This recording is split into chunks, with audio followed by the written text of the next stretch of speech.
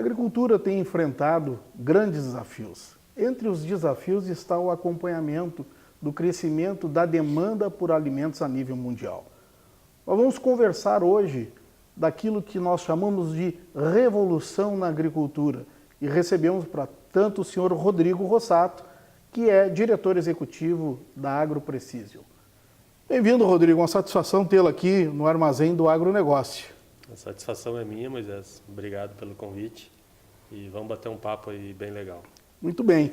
Então, eu começaria te perguntando em relação à agricultura de precisão. Revolução ou evolução na agricultura? Essa é uma boa colocação. Eu acredito que é uma evolução. Ela veio realmente, ela é baseada em melhoria de processos que a gente já tinha na agricultura, né? Então se consegue hoje, por exemplo, tu ter uma eficiência muito maior nos teus processos baseada nas ferramentas que ela oferece. Por exemplo, nós tínhamos antigamente, há pouco tempo atrás, né, se coletava poucas amostras de solo numa lavoura para tomar a decisão de um fertilizante que ia ser utilizado em toda ela. Hoje tu retira então várias amostras de solo na mesma lavoura e consegue se posicionar geograficamente cada amostra dessas, consequentemente consegue posicionar depois o fertilizante com equipamentos, enfim. Então, por isso que eu acho que é uma evolução. Ela evoluiu, né, de um processo mais simples que tinha para um processo mais tecnificado, mais eficiente e que traz mais rentabilidade também. Seria certo dizer que ela evoluiu e também inovou, sim, em termos de tecnologia, sim, em termos de como fazer. Sim. Agregado a isso, né, tem toda a parte de inovação, como tu colocou, né, porque baseado nessas ferramentas, principalmente posições geográficas que foram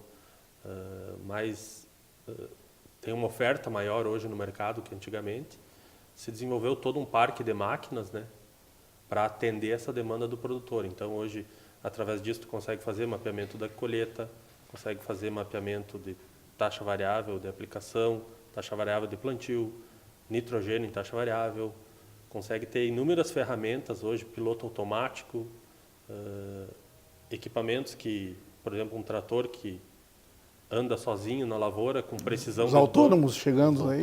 Com precisão de 2 centímetros, né, entre as passadas. Então isso é uma evolução realmente com a inovação que pode ser feita. Se nós fôssemos traçar um processo da agricultura de precisão, ou seja, aonde ela inicia e no que ela resulta. Tu poderia fazer um desenho deste processo? Tudo começa com análise de solo? De modo geral, sim, né? Basicamente, hoje, 90% dos modelos de projetos de agricultura de precisão são baseados inicialmente no processo do solo, em tu melhorar a fertilidade dele através das análises e de mapeamento. Posteriormente, esse mapeamento, tu projeta as correções de solo com a ideia principal de tu suprir a necessidade do solo ou da planta a um nível básico, vamos dizer assim, né? Ou seja, tu ter um nível suficiente de fertilidade química naquela área para a planta poder expressar todo o potencial produtivo. Posteriormente a isso, tu começa a agregar outras ferramentas, que são evoluções dos principais passos, né? Então, por exemplo, quando nós temos clientes já que a gente acompanha há certo tempo, já há 2, 3 ciclos de agricultura de precisão com mapeamento, com aplicação em taxa variável e tal, tu já consegue ter mapas de colheita, tu consegue ter mapas de pulverização em taxa variada, tu consegue ter imagens de satélite, agrega imagens de Vante, ou seja, tu começa a fazer camadas de informações em cima daquela lavoura. E um conjunto de cruzamento de dados. Isso aí. Aí tu começa a ter tanto dado na tua mão que tu começa a ser muito mais assertivo. Tu começa a trabalhar esses dados de uma forma mais inteligente, consequentemente, tu tem um resultado melhor, muitas vezes, utilizando as mesmas coisas que tu tinha, né? Tu otimiza muito mais aquela... Melhorar com o mesma estrutura, o que muda todo é a questão manejo. Isso aí, isso aí. Questão de E baseado em informação, né? Lógico. Por exemplo, uma informação rápida, assim, uma colheitadeira hoje, com o mapeamento de colheita, ela consegue te entregar 600 informações por hectare. Então, isso é um número muito grande de informação. E é uma informação muito qualificada porque ela está te dando um resultado de um processo de manejo que tu efetuou na lavoura. Então, quando se consegue ter mapas de colheita de qualidade, com alta qualidade, que a gente consegue trabalhar esses mapas lá internamente, a gente consegue muitas vezes ir para um outro processo, que é começar a criar zonas produtivas. Zonas com baixo potencial produtivo, com médio, com alto. E começar a interferir de diferentes formas nessas zonas. Mas são passos, né? Vamos dizer assim. Primeiro tem que fazer toda uma parte mais básica do mapeamento solo, da agricultura de precisão, para posteriormente tu evoluir para esses outros passos. Aí sim, começar com taxa variável de semeadura. Já tem possibilidade muito boa de taxa variável de nitrogênio, que todas essas ferramentas também, elas têm que se pagar. Né? Resumo da história. Da ópera. Da ópera, toda ferramenta ela tem que dar resultado, né? Como em qualquer negócio. Então, a academia já estudou muito isso, né? Então, hoje tem inúmeros trabalhos, teses, dissertações de mestrado, doutorado, que fizeram já todo esse trabalho básico de retorno financeiro. E então a gente tem muita tranquilidade em aplicar isso na lavoura, porque já se sabe que essas ferramentas elas dão resultado realmente quando bem utilizadas. Nós temos vivenciado no dia a dia do produtor rural que os resultados, as margens, elas vêm se achatando com o tempo, ou seja, as margens vêm reduzindo, as margens de lucratividade. Aumenta-se produtividade e reduz rentabilidade. Logicamente que imaginamos que a precisão, ou seja, a agricultura de precisão, também vem auxiliar na questão de custos. Sim, sim, diretamente, né? Hoje a gente atua num dos fatores mais importantes do desembolso do agricultor, por exemplo, que é a questão do fertilizante, né? Existem as outras áreas também, mas uma área que a gente atua de forma mais intensiva. Então, o que a gente observa? No mínimo hoje, nos trabalhos que a gente acompanha de lado a lado, com os produtores que a gente faz trabalhos, enfim, a gente consegue um incremento em torno de 5% de rendimento, de rentabilidade, vamos dizer assim. Ou seja, ele paga todo o serviço e tem 5% ainda em cima de rentabilidade da produção e tal. Com a questão da agricultura de precisão, tu consegue gerir muito melhor esses custos, né? Porque como eu estava comentando no início aqui, você tem uma eficiência muito maior, muitas vezes com os mesmos insumos. Porque vamos pegar um exemplo bem prático, você utiliza lá 3 toneladas de calcário por hectare, numa área de 100 hectares tu ia utilizar 300 toneladas numa dose só.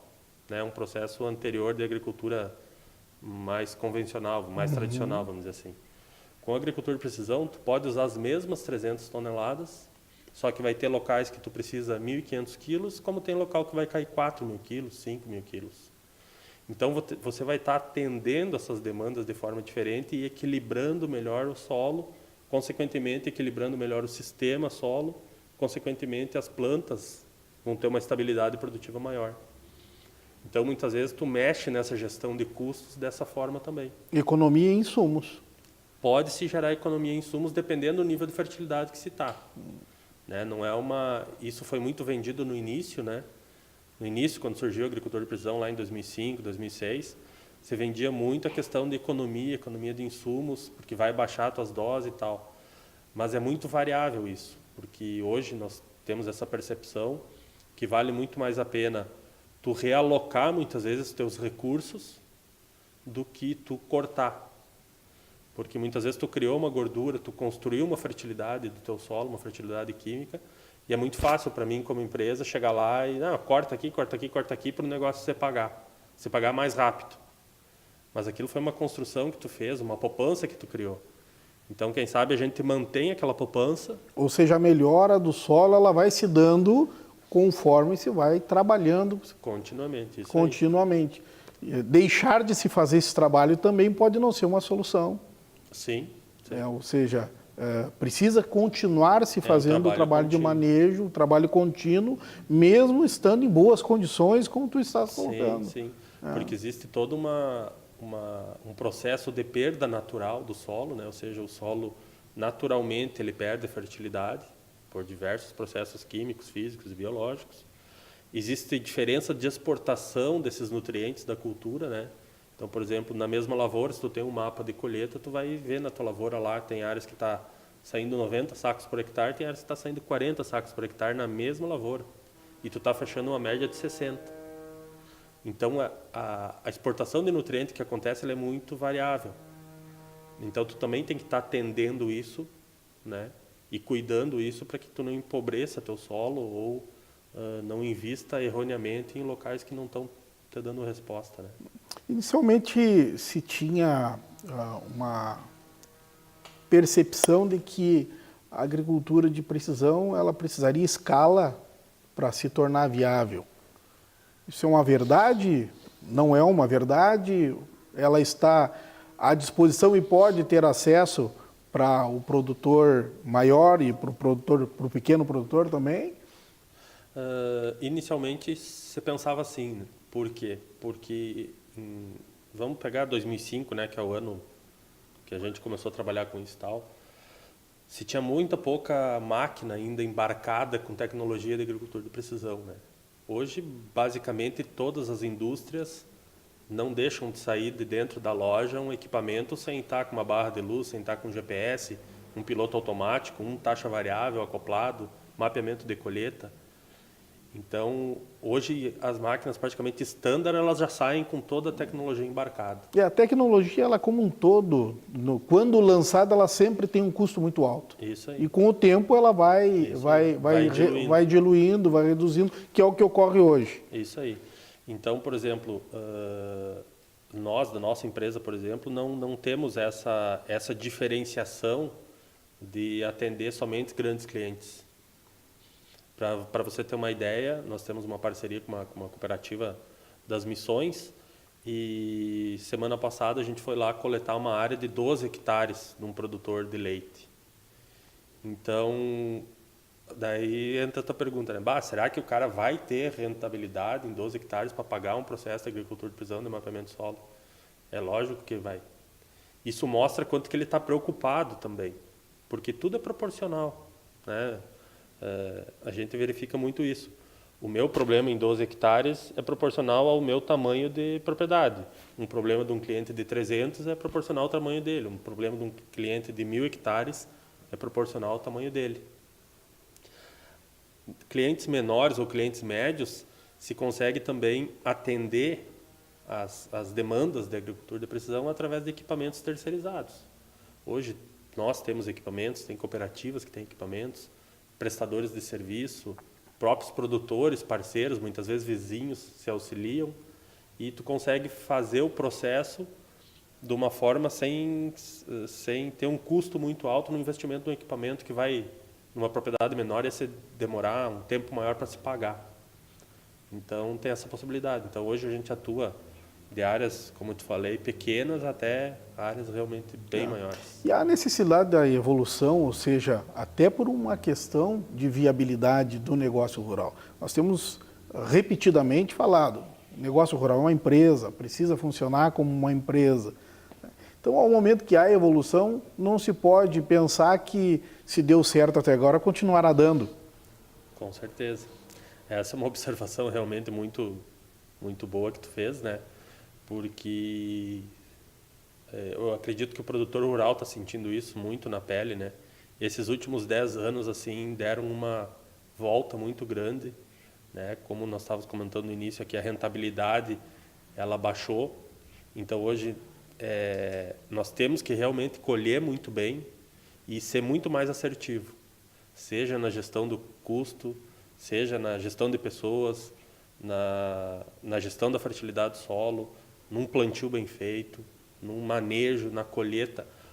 Nós não temos mais espaço para errar. Não se pode mais ser ineficiente. Não se pode mais ser ineficiente.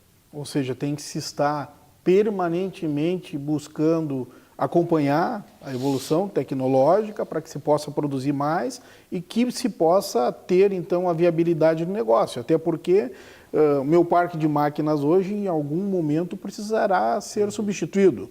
E se eu não tiver um negócio na mão e não tiver essa, vamos dizer assim, esse planejamento, eu não vou conseguir logicamente, renovar esse parque de máquinas. Com certeza. E a partir daí, então, eu faço uso da tecnologia para que eu possa, então, trazer essa evolução para dentro da propriedade rural. Com certeza. E logicamente que toda tecnologia ela tem que ser avaliada dentro de cada propriedade, né? Para ver o que cabe dentro da propriedade, né? Existem hoje determinadas tecnologias que elas são caras ainda, porque são coisas ainda muito novas, mas tem várias tecnologias que estão muito acessíveis, né? Como eu estava te comentando antes, tu pega uma barra de luz, por exemplo, que é um direcionamento de uma pulverização. Sem esse direcionamento de pulverização, como se trabalhava antigamente, se estima que tu tenha um gasto a mais de inseticida, fungicida, herbicida em torno de 10%, só por sobreposição da aplicação. Quando tu implanta um projeto de piloto automático ou uma barra de luz, essa tua sobreposição pode cair para 3%, para 5%, dependendo até para 2%. Então, esse tipo de equipamento é equipamento que hoje, de modo geral, você paga facilmente na propriedade.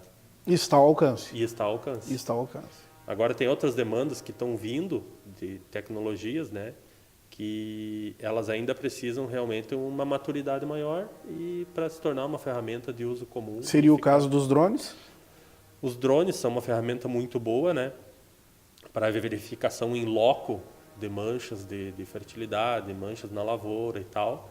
Eles têm alguns empecilhos em relação, no meu ponto de vista, em relação à escala, né, de utilização deles. Eles ainda têm uma questão de bateria, né, de ter pouca durabilidade da bateria, então tu não consegue trabalhar com ele muito tempo, enfim. Os próprios vantes, né, são equipamentos autônomos também, voam sozinho, tem uma capacidade de escala muito maior, mas são equipamentos ainda muito caros, né? Eles estão hoje na faixa de 80, 100 mil reais.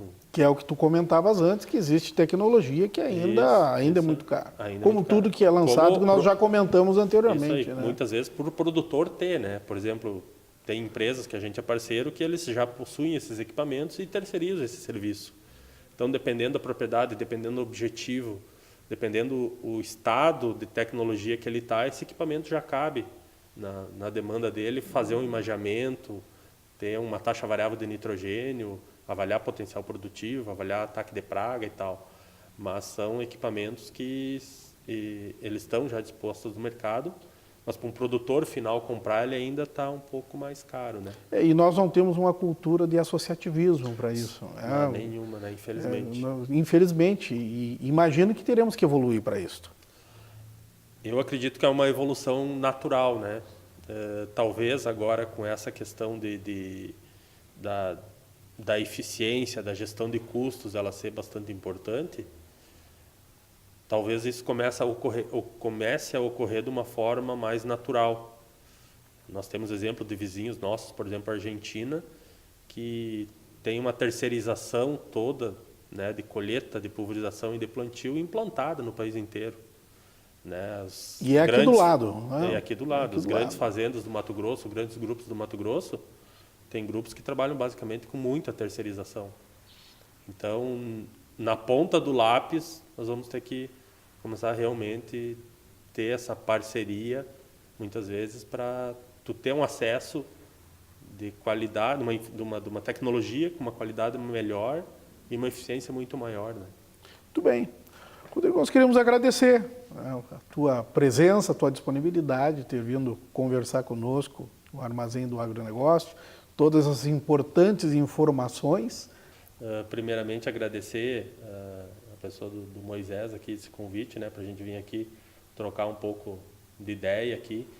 Esperamos ter transmitido um pouco de conhecimento, transmitido um pouco de deixar aquela pulguinha atrás da orelha de cada um, porque nós somos filhos de produtores, eu e meu irmão, a gente é filho de produtor também, tem propriedade, então a gente sabe muito bem como que é tu montar o custo de uma lavoura, a dificuldade que tu tem quando tu vai contratar uma tecnologia, quando tu vai contratar uma empresa.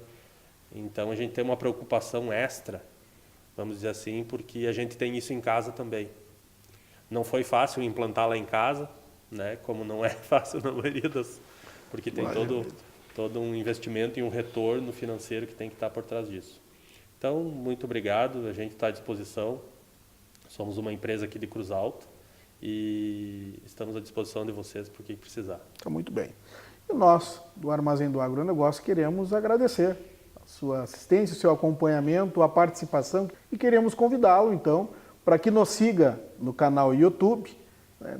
Curta os programas, compartilhe a informação e continuamos aqui. Um abraço.